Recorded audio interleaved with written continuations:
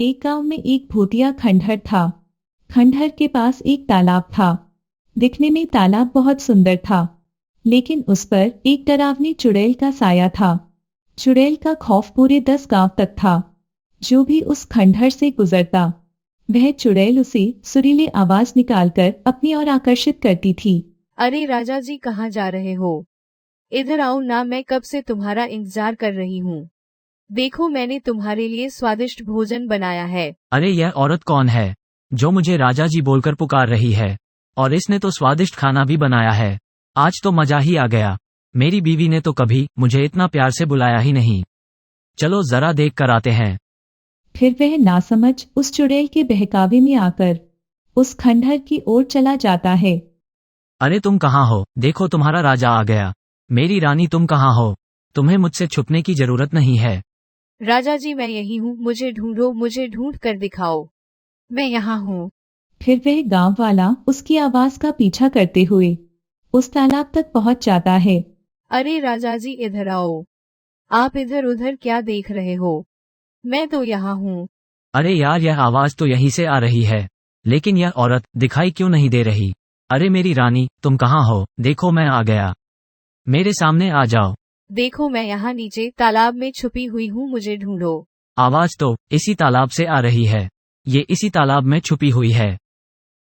फिर वह नासमझ उस तालाब के पास आ जाता है। तभी उस तालाब से एक खूनी पंजा बाहर निकलता है और उसका पैर पकड़कर उसे तालाब में खींच लेता है। अरे मर गया रे, ये क्या चीज है? हे भगवान, मुझे बचाओ। मर गया रे, ये मैं कहाँ आ गया? और इस पानी में मैं सांस कैसे ले पा रहा हूँ? अरे मर गया रे, अरे कोई तो मुझे बचाओ। रामू हैरानी में पड़ जाता है, क्योंकि वह समझ ही नहीं पाता कि वह पानी में सांस कैसे ले रहा है। तालाब पर चुड़ैल का साया होने की वजह से वह चुड़ैल की शक्ति से पानी में सांस ले रहा होता है। तभी आकाश के सामने एक भयानक चुड़ैल आ जाती है। तुम कौन हो? मैं तो यहाँ अपनी रानी की तलाश में आया था। मेरी तरफ देखो, मैं ही तो तुम्हारी रानी हूँ। नहीं नहीं, तुम तो कोई चुड़ैल लगती हो। हाय रे, मुझ पर दया करो और मुझे जाने दो। मेरी बीवी घर पर मेरा इंतजार कर रही होगी। भगवान के लिए मुझे छोड़ दो। नहीं नहीं, तुम इतनी दूर से आए हो, खाना खा कर जाना। अरे वाह, लगता है यह कोई अच्छी चुड़ैल है। मैं बेकार में ही घबरा रहा था। जी जरूर, खाना खाकर ही जाएंगे। वैसे चुड़ैल जी, आपने खाने में क्या बनाया है? अभी तक खाना बना नहीं। अच्छा अच्छा, तो क्या प्याज काटने में मैं आपकी मदद कर दूं? नहीं, उसकी क्या जरूरत है। यहाँ गैस चूल्हा तो दिखाई नहीं दे रहा। आप खाना कैसे बनाएंगी? खाने को बनाने की क्या जरूरत है, ऐसे ही खा जाएंगे। अच्छा, वैसे आज खाने में क्या है? तुम्हारा सर। अरे मर गया रे, ये तो मुझे ही खाने के बात कर रही है। हे भगवान, आज मैं कहाँ फंस गया? आज रात के खाने में मैं तुझे ही खाऊंगी। इतना बोलकर वह चुड़ैल तालाब में बने अपने घर में चली जाती है। फिर रात होने पर देवर जी, बहुत रात हो गई है, वे अभी तक नहीं आए। मुझे तो उनकी बहुत फिक्र हो रही है। भाभी, आप घबराइए नहीं, मैं अभी जाकर भैया को ढूंढ कर लाता हूँ। फिर सुरेश अपने भैया की तलाश में इधर उधर भटकने लगता है। रामू भैया, आप कहाँ हो? रामू भैया, क्या आप मुझे सुन पा रहे हो? यहाँ तो रामू भैया का कोई नामो निशान भी नहीं है। अब मैं उन्हें कहाँ ढूंढूं?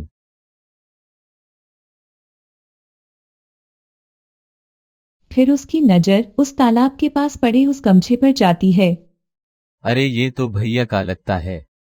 कहीं वे इस तालाब में तो नहीं गिर गए? ये तो वही भूतिया तालाब है जिसकी बातें लोग करते हैं। हे भगवान, अब क्या होगा रामू भैया का? सुरेश जोर जोर से अपने भैया को पुकारता है। रामू भैया, रामू भैया, आप कहाँ हैं? क्या आप मुझे सुन पा रहे हैं? अरे ये तो मेरे छोटे भाई की आवाज है। लगता है वो मेरी तलाश में यहाँ आया है। अरे वाह, आज तो मजा ही आ गया। ये शिकार तो खुद ही यहाँ चलकर आया है। चुड़ैल फिर से अपनी सुरीली आवाज निकालती है। आओ राजा जी, मैं कब से आपका इंतजार कर रही हूँ। अरे ये मधुर आवाज किसकी है? ये मुझे राजा क्यों बुला रही है? तुम कौन हो? राजा जी, मैं आपकी रानी हूँ। मैं कब से आपका इंतजार कर रही हूँ। मैं यहाँ इस तालाब में हूँ। अरे नहीं सुरेश, ये कोई रानी बानी नहीं है। ये तो एक भयानक चुड़ैल है। तुम यहाँ से चले जाओ। तुम इस तालाब के पास मत आना, वरना ये तुम्हें भी अंदर खींच लेगी। अरे ये तो रामू भैया की आवाज है। अरे मर गए रे रामू भैया तो चुड़ैल के शिकंजे में है। अब मैं क्या करूं? तेरी इतनी हिम्मत, तेरी वजह से मेरा शिकार मेरे हाथ से निकल गया। अब मैं तुझे नहीं छोड़ूंगी। हे चुड़ैल जी, मुझे माफ कर दो। आगे से कभी ऐसी गलती नहीं होगी। मुझे माफ कर दो। मैंने जल्दी से भैया को इस तालाब से नहीं निकाला तो ये चुड़ैल भैया को जिंदा नहीं छोड़ेगी। मुझे कोई ना कोई तरकीब निकालनी होगी। अगर मुझे कोई रस्सी मिल जाए तो मैं उसे पत्थर में बांधकर इस तालाब में डाल दूं, जिसकी मदद से भैया बाहर निकल जाएंगे। हे भगवान, यहाँ तो कोई ऐसी चीज नहीं है जिसकी मदद से भैया इस तालाब से बाहर आ सके। फिर वह इधर उधर ढूंढने लगता है। तब उसे एक टूटा हुआ पेड़ दिखाई देता है। ये टूटा हुआ पेड़ मेरे काम आ सकता है। अगर मैं इसे इस तालाब में डाल दूं तो भैया इसकी मदद से ऊपर आ सकते हैं। फिर वह उस पेड़ को उठाता है और तालाब में डाल देता है। रामू भैया, आप इस पेड़ की मदद से ऊपर आ जाएं। तेरे नासमझ भाई को क्या लगता है मैं तुझे इस पेड़ पर चढ़कर तालाब से बाहर जाने दूंगी? कितना नासमझ है तुम्हारा भाई।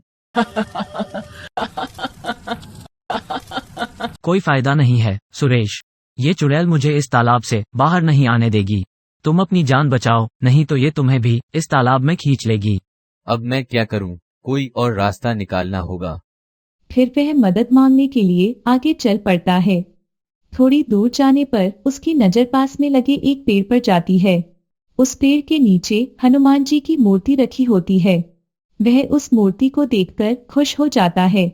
फिर वह भागता हुआ उस पेड़ की तरफ जाता है और मूर्ति को प्रणाम करता है। हे महाबली हनुमान, आपसे बड़ा बलवान इस सृष्टि में कोई नहीं है। अब बस आप ही मेरी मदद कर सकते हो। फिर इतना बोलकर वह मूर्ति को वहां से उठाता है और अपने साथ लेकर उस तालाब की ओर चल देता है। वहीं दूसरी तरफ सुरेश के आने की वजह से चुड़ैल परेशान हो जाती है। तुझे छोड़कर मैंने गलती कर दी। तुझे तो उसी वक्त खा लेना चाहिए था। बस अब बहुत हो गया। अब मैं तुझे नहीं छोड़ूंगी। तभी सुरेश वहां पहुंच जाता है। बोलो महाबली हनुमान की जय। बोलो महाबली हनुमान की जय। मैं अपने भैया को यहाँ से ले जाए बिना नहीं जाऊंगा। मैं नीचे आ रहा हूँ। अगर तुझ में हिम्मत है तो रोक के दिखा। तेरी इतनी हिम्मत, रुक तुझे अभी मजा चखाती हूँ। तभी चुड़ैल अपने पंजे को तालाब से बाहर निकालती है और सुरेश को पकड़ने की कोशिश करती है। तभी सुरेश हनुमान जी की मूर्ति को आगे कर देता है और वह सुरेश की जगह हनुमान जी की मूर्ति को अपने साथ तालाब में ले जाती है। तभी उस मूर्ति में से बहुत तेज प्रकाश निकलता है। चुड़ैल उस रोशनी को बर्दाश्त नहीं कर पाती है। अरे मर गई रे, ये मैंने क्या कर दिया? ये रोशनी तो मुझसे बर्दाश्त ही नहीं हो रही है।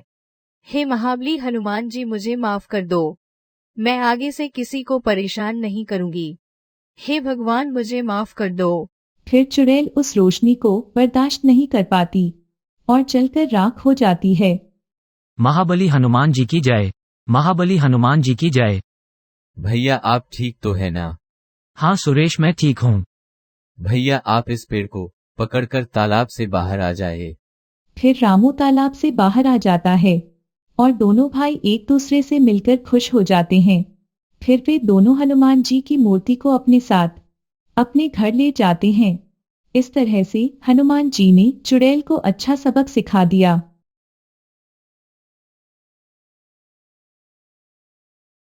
गांव में एक चुड़ैल का साया था। वह चुड़ैल रात होते ही लोगों के घरों में घुसती और जो कोई भी दरवाजा खोलता उसे अपने साथ उठाकर ले जाती। अरे मर गया रे, कोई तो मुझे इस चुड़ैल से बचाओ। ये चुड़ैल मुझे ले जाकर खा जाएगी।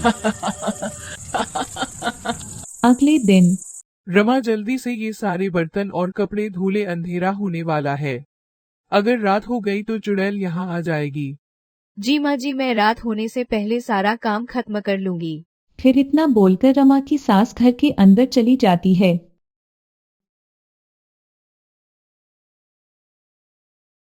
सुनते हो जी, तुम्हें पता चला कल मदन को चुड़ैल उठाकर ले गई। हाँ, मुझे सुबह ही पता चला, गांव वालों ने उसे बोला था कि अपने घर के आगे चुड़ैल परसों आना लिखवा ले, लेकिन वो कहता था कि मैं इन सब चीजों में विश्वास नहीं रखता और मैं किसी चुड़ैल से नहीं डरता, और अब देखो चुड़ैल ले गई ना उसे उठा करके। आप सही कह रहे हो जी, भगवान का लाख शुक्र है। हमने तो अपने घर के आगे चुड़ैल परसों आना लिखा हुआ है। तभी उसका बेटा घर आता है। हाँ माँ, लेकिन रमा घर के बाहर ही काम कर रही है, उसे भी घर के अंदर बुला लो, अंधेरा होने वाला है, कहीं चुड़ैल ना आ जाए। क्यों रे राहुल, तुझे बड़ी फिक्र हो रही है अपनी बीवी की, तो चुपचाप अपने कमरे में चला जा। तेरी पत्नी घर का सब काम निपटा लेगी, तभी उसे घर के अंदर आने दूंगी। चल चुपचाप अपने कमरे में जा। फिर वह उदास होकर अपने कमरे में चला जाता है और खिड़की से रमा को पुकारता है। रमा, सुनती हो क्या? रात होने वाली है, जल्दी से अंदर आ जाओ, रात होने वाली है। लेकिन मेरा काम अभी खत्म नहीं हुआ है। अगर मैं काम अधूरा छोड़कर आऊंगी तो माँ जी को अच्छा नहीं लगेगा। तुम्हें यहाँ नहीं रहना चाहिए, कहीं चुड़ैल ना आ जाए। फिर रमा घर के अंदर जाने लगती है। अरे अरे बहुरानी, घर के अंदर कैसे घुसी आ रही हो? अभी जो इतने सारे बर्तन पड़े हैं उन्हें कौन साफ करेगा?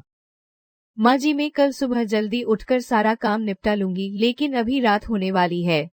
मुझे घर के अंदर आने दो, वरना चुड़ैल मुझे उठाकर ले जाएगी। ठीक है, तुझे एक ही शर्त पर अंदर आने दूंगी। मुझे सोने का हार पहनने का बहुत शौक है। तू अपनी माँ को बोलकर सोने का हार बनवा दे।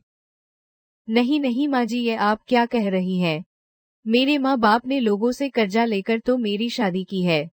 वह आपकी ये मांग कैसे पूरी कर पाएंगे? आप मुझसे जितना चाहे काम करवा लो, मैं अब तक नहीं कहूंगी, लेकिन मेरे माँ बाप से कुछ मत मांगिए। मुझे तो पहले ही पता था, तेरे माँ बाप की बस की कुछ भी नहीं है। उन्होंने अपनी बेटी के लिए किया ही क्या है आज तक। इतना बोलकर रमा की सास अपने कमरे में चली जाती है। बेटा, मैं अपनी लालची पत्नी की तरफ से तुमसे मैं माफी मांगता हूँ, उसे माफ कर दो। नहीं नहीं पिताजी, आप माफी मत मांगिए, इसमें आपका कोई कसूर नहीं है। इतना बोलकर रमा अपने कमरे में चली जाती है। इस लालची औरत ने तो आज हद ही पार कर दी, ऐसी पत्नी होने से अच्छा तो ना हो, इसका कुछ करना पड़ेगा। फिर वह बाहर जाता है। दरवाजे पर लिखा होता है चुड़ैल परसों आना। वह उसे काटकर चुड़ैल आज आना लिख देता है। फिर वह जल्दी से घर के अंदर चला जाता है और अलमारी के पीछे जाकर छुप जाता है। फिर अंधेरा होने पर चुड़ैल अपने शिकार पर निकलती है।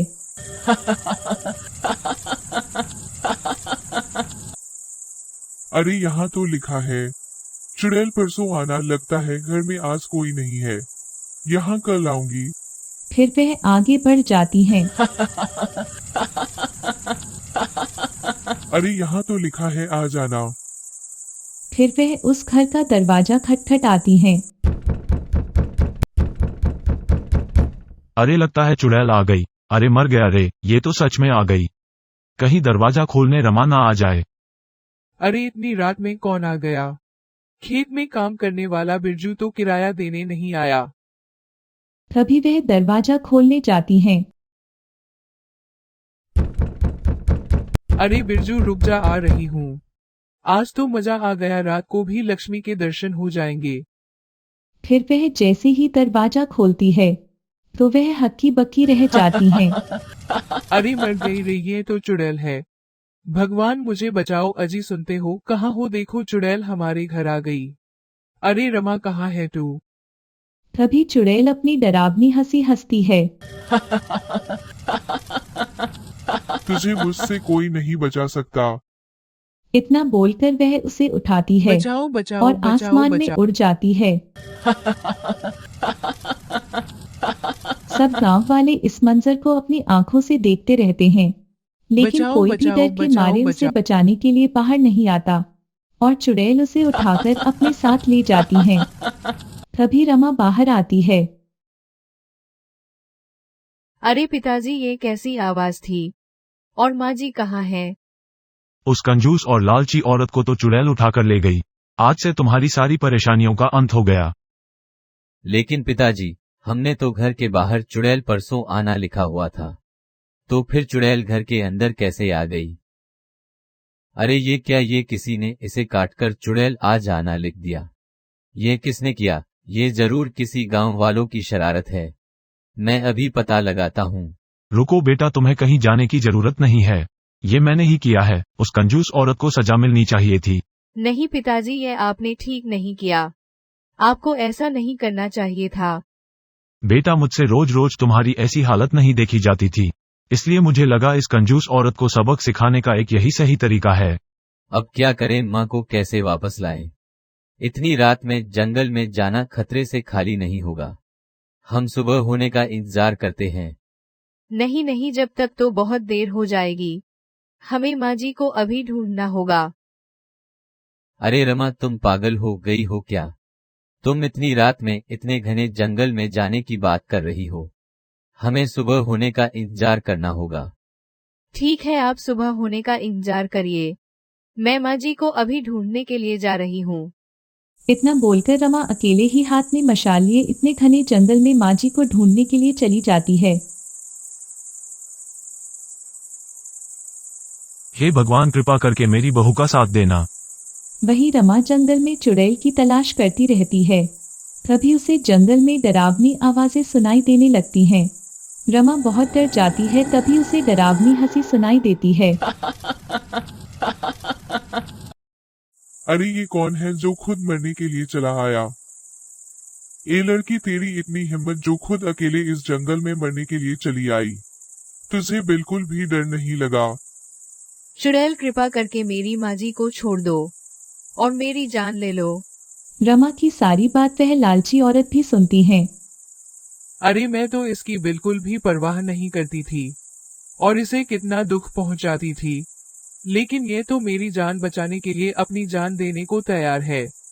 अच्छा ऐसी बात है, ठीक है, मैं इसे आजाद कर देती हूँ, लेकिन बदले में तुझे अपने खून से मेरी प्यास बुझानी होगी।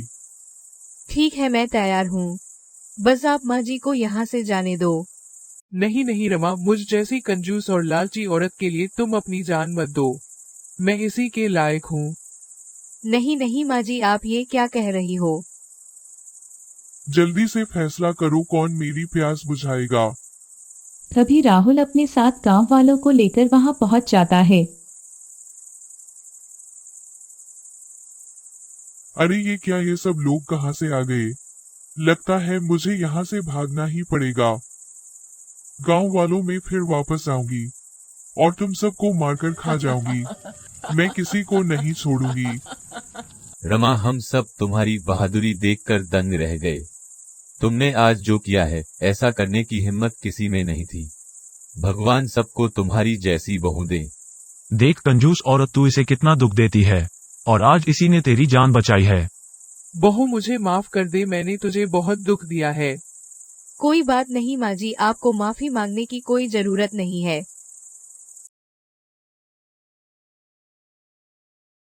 एक गांव में एक चरवाहा रहता था।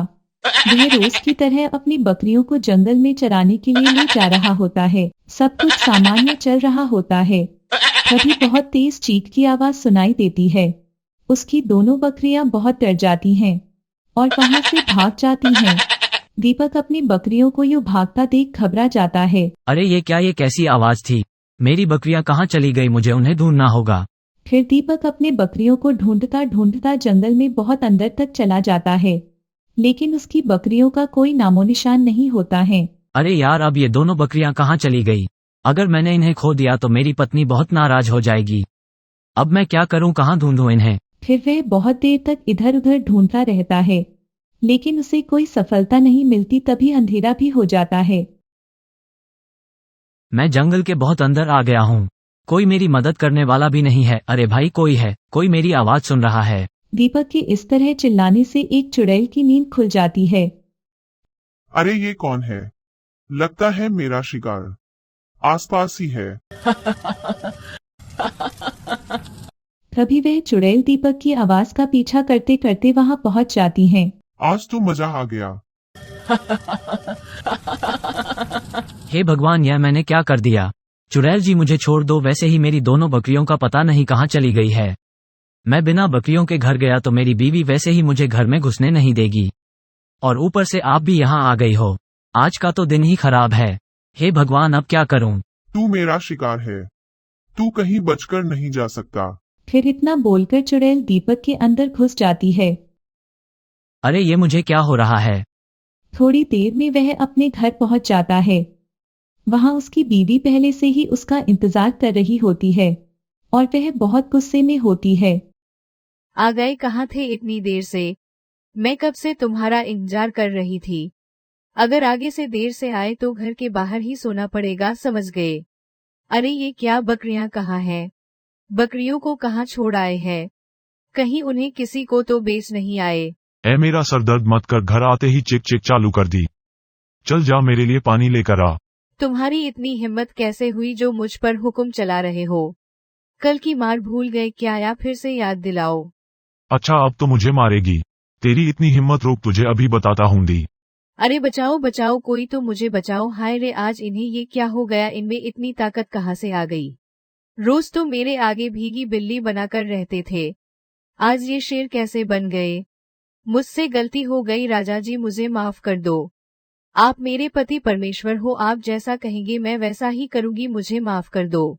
अब आया न ऊंट पहाड़ के नीचे, चल जा यहाँ से और मेरे लिए कुछ खाने को ला, मुझे बहुत भूख लग रही है। ठीक है, आप वहाँ बैठिए, मैं अभी कुछ खाने को लेकर आती हूँ। फिर उसकी पत्नी वहां से चली जाती है। अरे ये आज इन्हें क्या हो गया? ये आज ऐसा बर्ताव क्यों कर रहे हैं?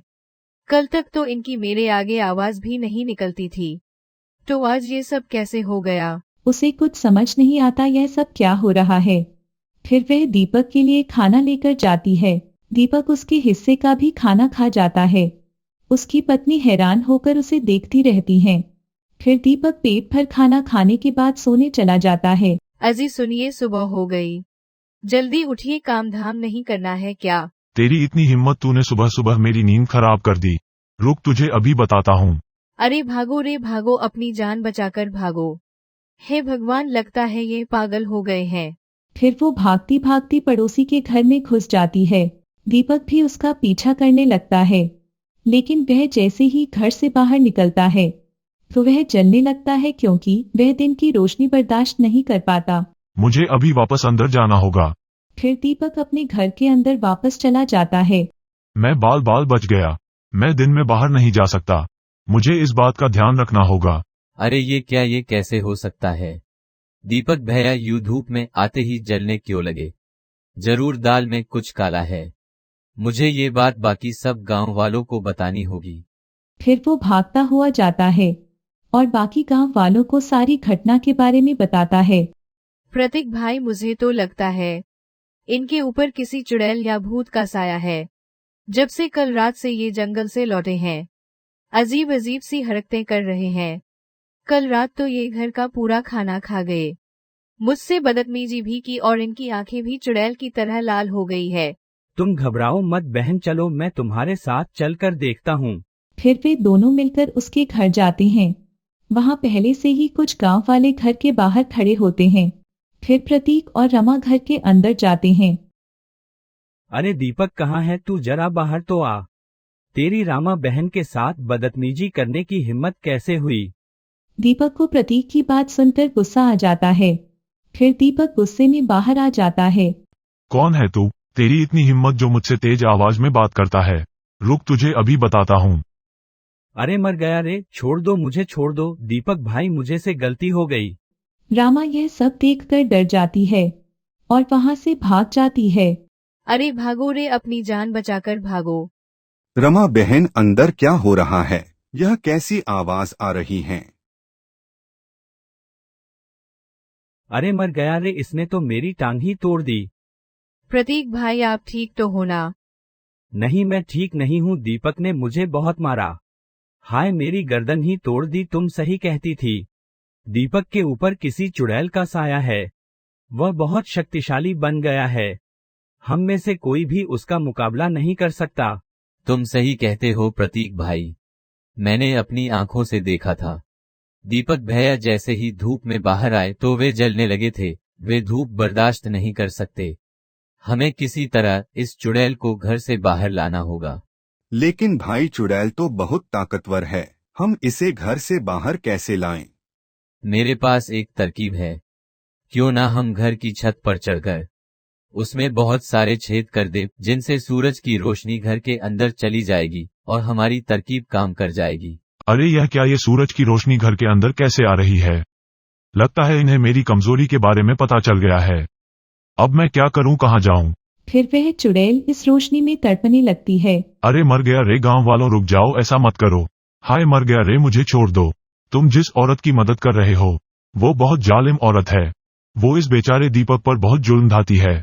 उनको तो तुम मुझसे आजाद करा लोगे, लेकिन इस पापी औरत से कैसे आजाद कराओगे? चुड़ैल की सारी बात सुनकर सभी गांव वाले हैरान हो जाते हैं और रमा की तरफ देखने लगते हैं। भाई चुड़ैल की बात में दम तो है। अगर हम दीपक को इस चुड़ैल से आजाद करवा भी लें तो ये फिर औरत उस पर जुर्म ढाएगी। इससे अच्छा दीपक को ऐसे ही रहने देते हैं। ये चुड़ैल ही इस औरत को सही सबक सिखाएगी। नहीं नहीं, ऐसा मत कहिए, मुझे मेरी गलती का एहसास हो गया है। मैं आज के बाद दीपक को कभी तकलीफ नहीं पहुंचाऊंगी। मैं वादा करती हूँ। आप बस दीपक को इस चुड़ैल से आजाद करा लीजिए। ठीक है, हम तुम्हारी बातों पर विश्वास करते हैं, लेकिन मुझे लगता है हमें इस चुड़ैल को नहीं मानना चाहिए। इसने अनजाने में ही सही, लेकिन दीपक की मदद की है। चुड़ैल, हम तुझे मारना नहीं चाहते। अगर तू दीपक का शरीर छोड़ देगी तो हम तुझे छोड़ देंगे। बोल मंजूर है? हाँ मुझे मंजूर है, लेकिन मैं धूप में बाहर नहीं जा सकता। मुझे थोड़ा समय दे दो, जैसे ही अंधेरा होगा मैं इसका शरीर छोड़कर यहाँ से चला जाऊंगा। ठीक है, हम सब रात होने का इंतजार करते हैं। थोड़ी देर में रात हो जाती है और अंधेरा होते ही चुड़ैल दीपक के शरीर से बाहर निकल जाती है। मुझे माफ कर दो, मैंने तुम्हारे शरीर पर कुछ देर के लिए कब्जा कर लिया था, लेकिन मैंने तुम्हारी पत्नी को सही सबक सिखा दिया है। आज के बाद वह तुम्हें कभी परेशान नहीं करेगी। पूर्ण विराम। फिर इतना बोलकर वह चुड़ैल वहां से चली जाती है। दीपक की पत्नी को अपनी गलती का एहसास होता है और वह दीपक से माफी मांगती है।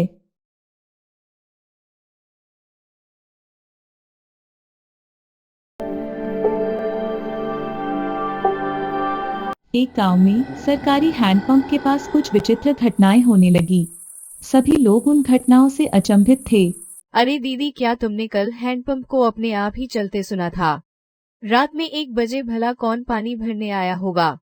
हमें तो बहुत डर लगने लगा था। हाँ सपना, हमने सुना था। हमारे पिंकी के पापा तो कह रहे थे कि मैं जाकर देखता हूँ। मैंने उन्हें जाने से मना कर दिया।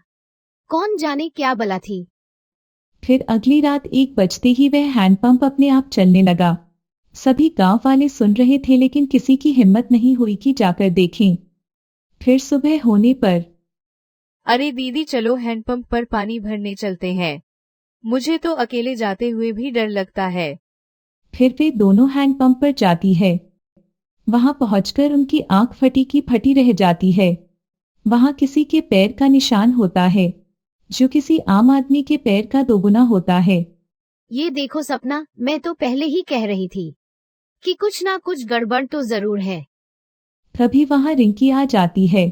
अरे क्या हुआ दीदी, आप दोनों इतनी परेशान क्यों हो? ये देखो बहन, इतना बड़ा पैर लगता है कोई शैतान इस हैंडपंप पर आया था। अरे दीदी, कोई प्रैंक कर रहा होगा। हमारे शहर में तो ऐसा बहुत होता है।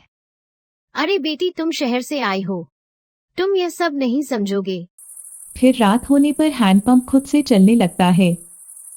मम्मी मैं जा रही हूँ इस हैंडपंप के पास। मैं अभी सबक सिखाती हूँ इस नमूने को।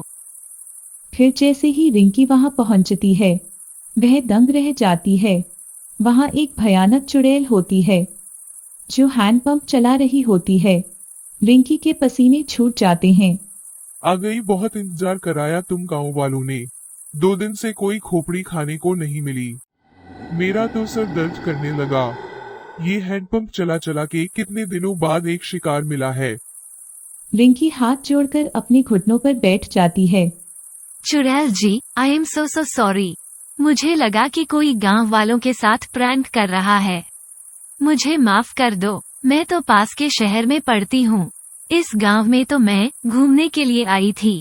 वह चुड़ैल उसकी विनती नहीं सुनती और उसे बड़ी बेरहमी से मारकर खा जाती है। फिर अगली सुबह अरे मीना बहन देखो, आज तो यहाँ खून भी पड़ा है। कोई अनहोनी तो नहीं हो गई? तभी रिंकी की माँ वहां आ जाती है। अरे कल रात से मेरी रिंकी घर नहीं आई। बहस हैंडपंप पर आई थी।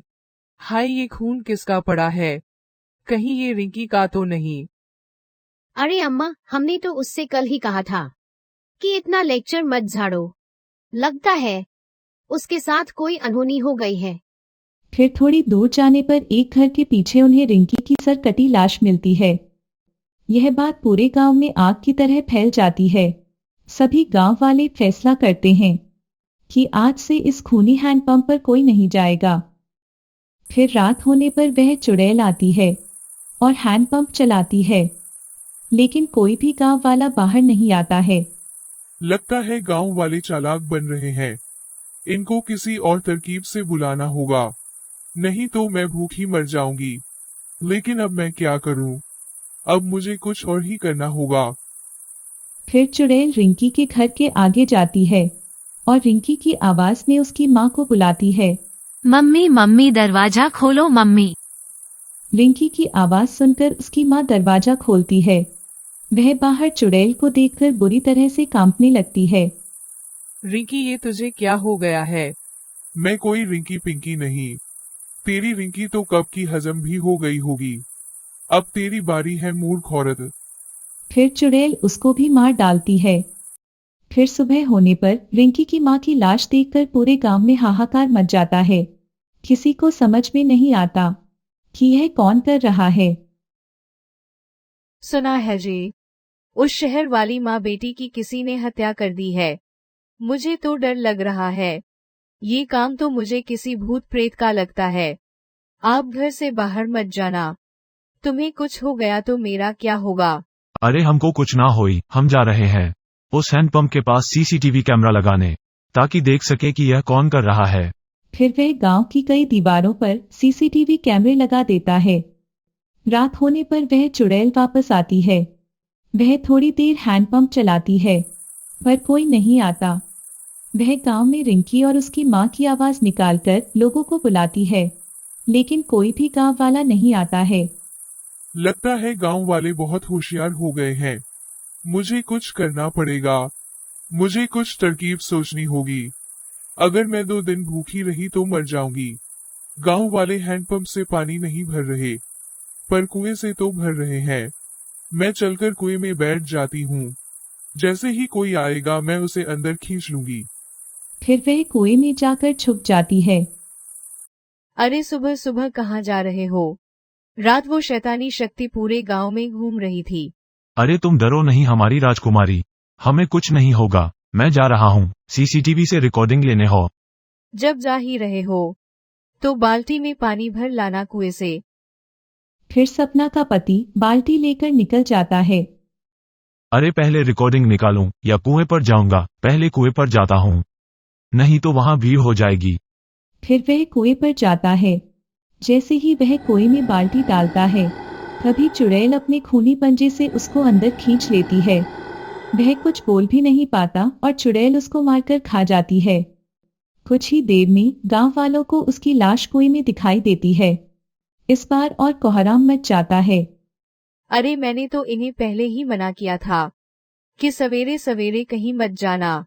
मैं तो लुट गई, बर्बाद हो गई। हे राम, अब मेरा क्या होगा? पर तुम्हारा पति यहाँ करने क्या आया था?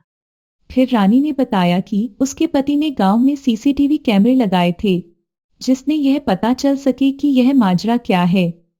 फिर वह सभी गांव वाले सीसीटीवी से रिकॉर्डिंग निकालते हैं। वह रिकॉर्डिंग को टीवी पर चलाते हैं, जिससे चुड़ैल का सच गांव वालों के सामने आ जाता है।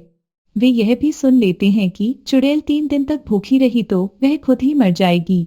गांव वालों, हमारे सामने एक बहुत बड़ा खतरा है, लेकिन इससे बचने के लिए हमें सिर्फ 3 दिन तक अपने घरों में रहना होगा, नहीं तो यह चुड़ैल कई लोगों को अपना शिकार बना लेगी। मैं गांव में 3 दिन तक कर्फ्यू का ऐलान करता हूं। और कर्फ्यू होने के बाद चुड़ैल 3 दिन तक गांव में अपना शिकार पकड़ने के लिए आई। उसने कई तरकीब लगाई, पर कोई अपने घर से बाहर नहीं आया और वह चुड़ैल भूख के मारे मर गई।